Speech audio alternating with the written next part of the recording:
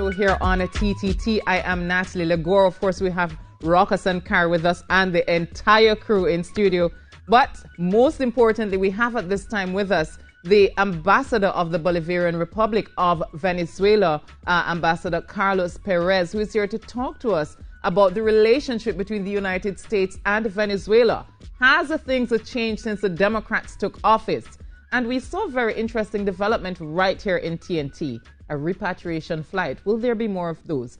Are Venezuelans returning home? Well, Ambassador, welcome to the Now Morning Show. Good morning to you. Thank you very much, Natalie. Thank you very much for the invitation. Good morning, Trinidad and Tobago, and happy birthday. You know, that's what I heard backstage, you know.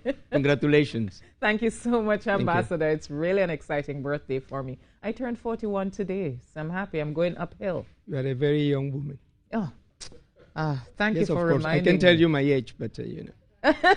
Maybe when we finish the interview. All right, when we're finished the interview. Right. Ambassador, we do have a Democrat in the White House at this time in Joe Biden. Do you believe this will change the relationship between the United States of America and Venezuela? We really hope so, that the situation will change and a regularization of the relations between Venezuela and the United States back to normal. But at this stage, we have to wait and see what is going to be the next steps of the administration. What changes have happened already since Joe Biden took office? Has there been any reduction in sanctions, any rolling back of some sanctions? As far as I understand, there is no reductions in the sanctions. The situations remain the same. So we need to wait and see what is going to be the next steps. Yeah. But you found when Donald Trump was the president of America, did you find that relationship between Venezuela and the United States deteriorated? Well, the situation was really, you know, complicated, you know. Even the threats against Venezuela were very intense. And, but even in that situation, President Nicolás Maduro tried to construct or tried to pursue a dialogue with the United States, but that situation was never happened. But still, you know, Venezuela is a country. Venezuela is committed to peace and committed to dialogue, and we would like to, in the way possible, to reconstruct the relation with the States. Has there been any move on Nicolas Maduro's part to reach out to President Biden to talk about the sanctions that are in place, to look at the diplomatic relations between the two countries, to see, you know, what changes can be made, if any, to make the relationship not as tense or not as complicated as it is? Well, I am the ambassador here in Trinidad and Tobago, you know. It's difficult for me to answer that question because, as far as I know, that you know, procedures has been managed by, you know, in another level. But difficult for me to answer at this moment. But what I can tell you is, as soon as President Biden assumed, you know, the presidency, President Maduro sent congratulations and indicated that, you know, Venezuela is ready to have a dialogue. Right. And those dialogues are really needed because apart from the economic climate in Venezuela, apart from the political climate, is that the sanctions have really crippled the oil and gas industry in Venezuela. Absolutely. And not only the oil and gas sector in Venezuela. It's, in general terms, the whole economy of the country. Because what happened with the sanctions, as you said correctly, crippled the economy of Venezuela, affect the functioning of the government of Venezuela. Yeah. So it's difficult, you know, under those circumstances to provide, you know, services and programs for the Venezuelan population. You know, it's not only the sanctions, also is a financial blockade that also, you know, stop us to working properly, not only international, but also internally in Venezuela. Yeah. Now, between the internal conflict in Venezuela, between political factions and the sanctions, we saw a lot of Venezuelans leaving Venezuela, going to other countries, including Trinidad and Tobago. But I saw something different this week. For the first time, we had a repatriation flight with 96, I think, Venezuelans choosing to return to Venezuela. What do you think changed why people are deciding to go back home? I don't think that there is a change in that. Venezuelans has in some way fled the country for economic reasons. Economic reasons has been aggravated in the country, for the sanctions. Yeah. The sanctions, as I say, crippled the Venezuelan economy, and that provoked that flow of Venezuelans abroad.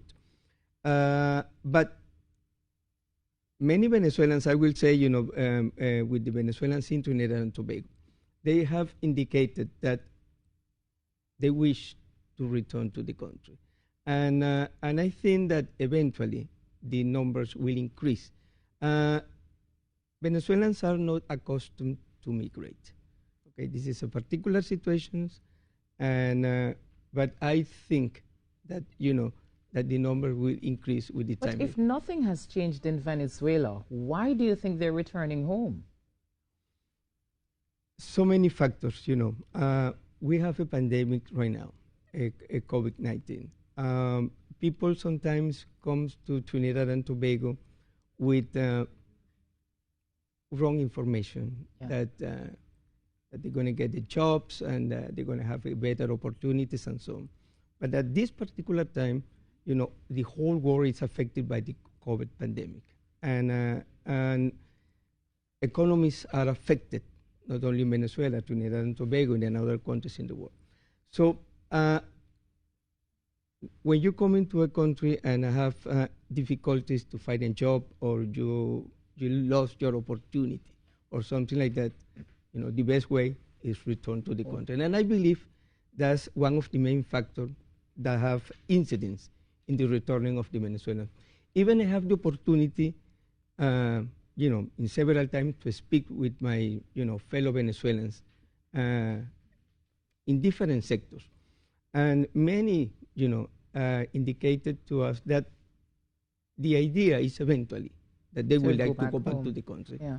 Were you surprised, though? Were you surprised by the fact that at least over 90 of them have taken the decision to go back to Venezuela, considering that the situation there hasn't changed? I am not surprised for that.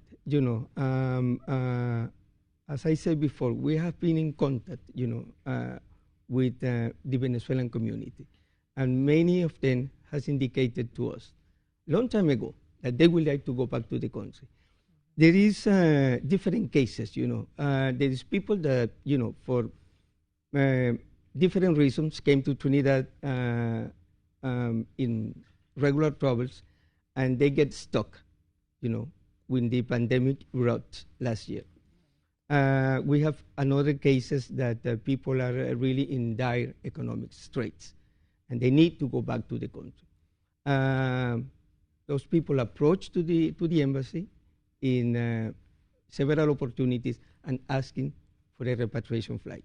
Right. So we tried to organize that flight long time ago, but for different reasons was complicated. But finally, we have that flight last Friday. But Ambassador, we have a situation where some of these people who have come to Trinidad and Tobago have applied to the UNHCR through Living Waters Community for refugee status or for asylum, as asylum seekers.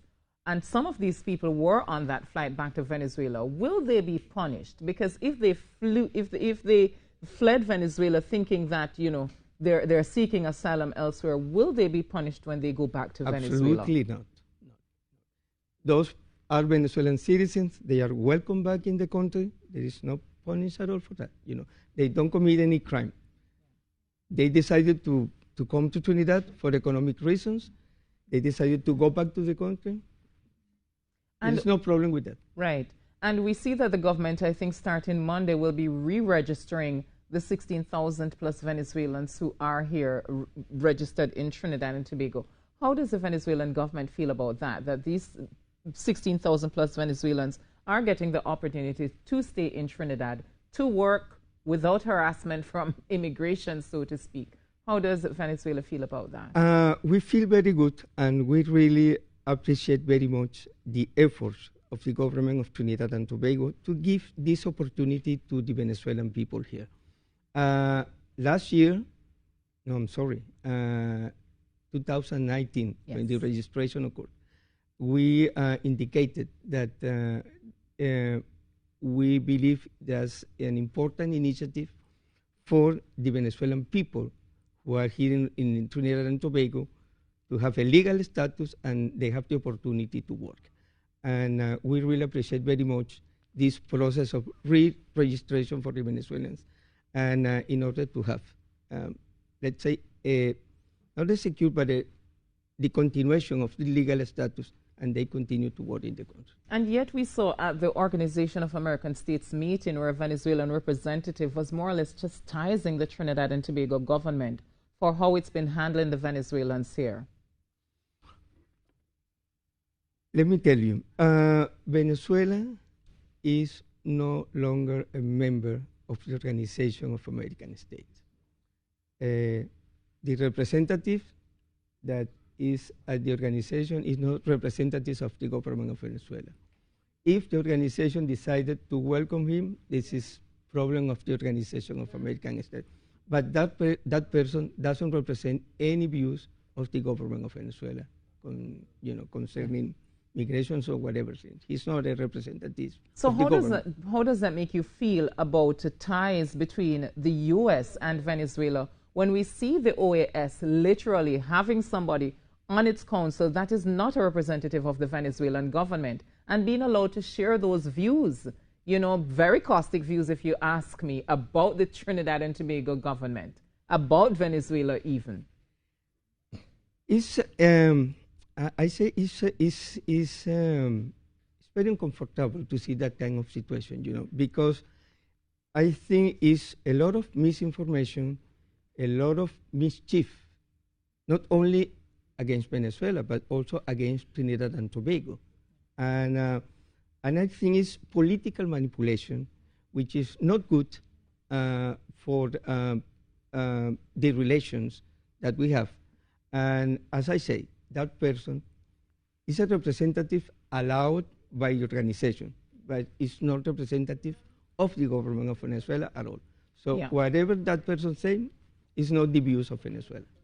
I agree with you, but the thing is, do you believe that the United States will or have, I mean, it's a United States organization, it's an organization of American states, and yet we have a new president. Do you believe that this president will also recognize Juan Guaido as the legitimate leader of Venezuela? Well, that's a decision of the government of the United States. The situation with Mr. Guaido is, I will say, is a fiction. Okay, it's a fiction.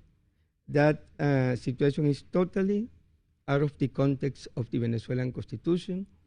President Maduro is the legal and the constitutional president of Venezuela. Other than that, it's a fictional. It's a fairy tale. Ambassador, we are out of time. But I know you're here.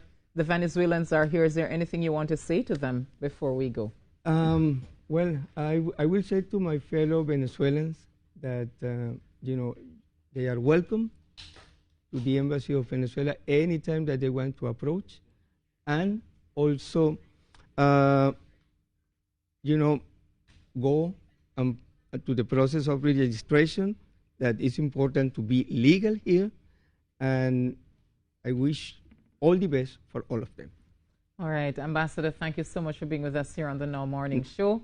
And I'm looking forward to see what's going to happen between the U.S. and Venezuela. I think that's particularly important, especially where the sanctions are concerned to the economy of Venezuela.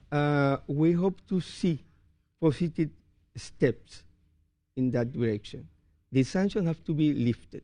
The sanctions cripple the not only cripple the Venezuelan economy, cripple the whole country, affect the oil industry, affect different sectors of the Venezuelan economy. And that sanctions are illegally. They are not supported by the United Nations. Even we have visits of a rapporteur, like, in February, and indicated that the sanctions are completely against international law. And the idea is that sanctions have to be lifted. All right. Ambassador Carlos Perez talking to us, and he says, lift the sanctions. They are illegal. And to all of you Venezuelans here in Trinidad and Tobago, visit the embassy. If you want to go home, they're here to help you.